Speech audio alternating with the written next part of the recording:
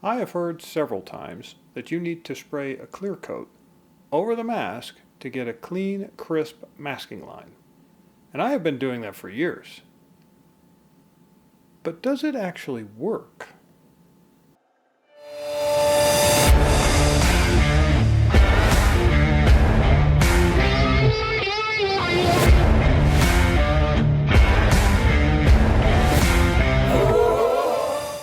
Applying a clear coat to the masking tape should help complete the seal and give you a cleaner masking line. It makes a certain amount of sense when you say it like that. But let me ask a stupid question.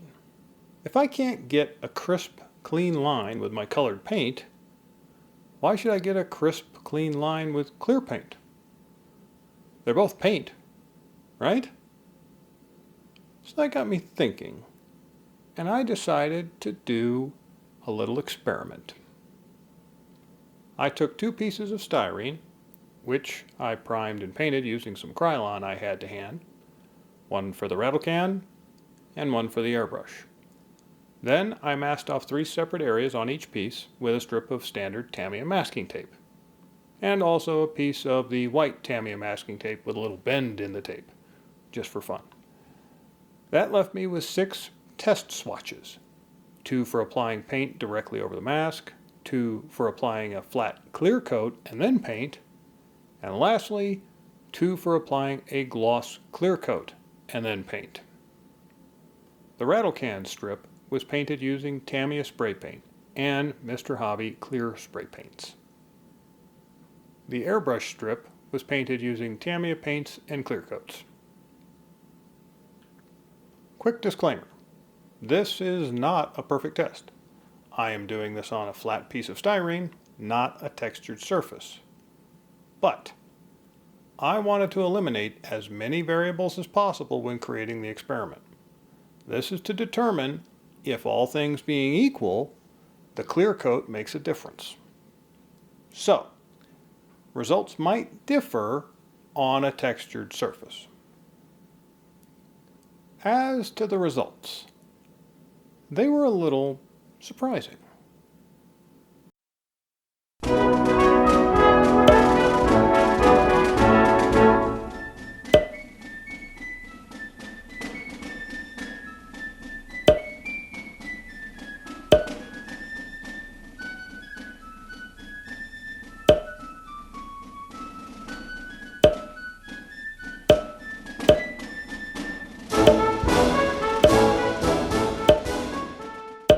The rattle can results showed a marked difference between the straight paint and the gloss coat, but the flat coat wasn't significantly better than just the straight paint.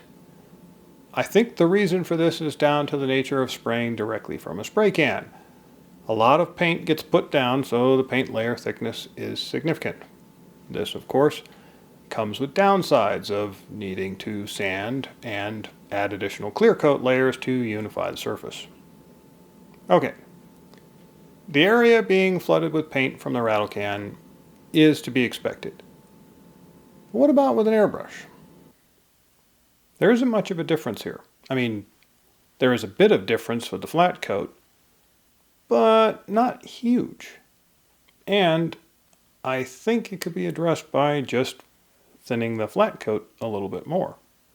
Having said this, while there doesn't appear to be a difference in the crispness of the line, I did notice a small problem.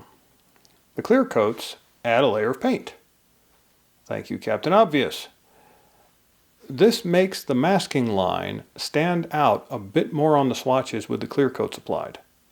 So, in this instance, that additional clear coat didn't seem to help, and might have made things a little bit worse. It gave me extra work to do, since I had to clean out the airbrush an extra time, and I had to take the time to spray more paint, and I had to wait for the paint to dry, and so on. Now, I have to say, the results of this little experiment surprised me.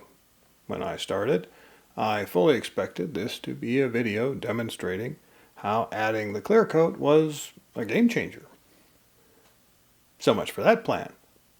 But does this mean that we should stop the extra step of painting a clear coat over the masking tape to seal it in? I wouldn't say that. Not just yet. The reason is that these are ideal circumstances.